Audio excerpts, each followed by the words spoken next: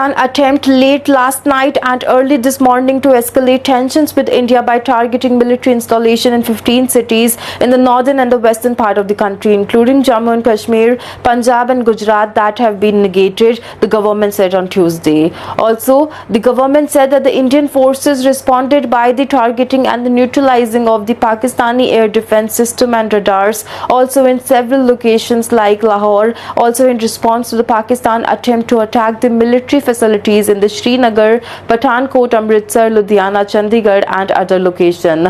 Also, Indian forces response, the government underlined the afternoon that it was in the same domain with the same intensity as the attack launched by the Pakistan. Also, we can say that things are pretty much nasty right now because things are escalating with both countries coming on the verge of war. Also, sources told the agency Harpy drones were used by the India to destroy the Pakistan air defense. Also, while India then used the Russia S-400 defense system to shoot down the missiles aimed at the cities. Also, debris from the destroyed drones and the missiles are being collected, the government said, and it will add to the volume of evidence supporting the India's charge that Pakistan or the Pakistan deep state also supports the cross-border terrorism targeting India, whether by financial funding or by military training.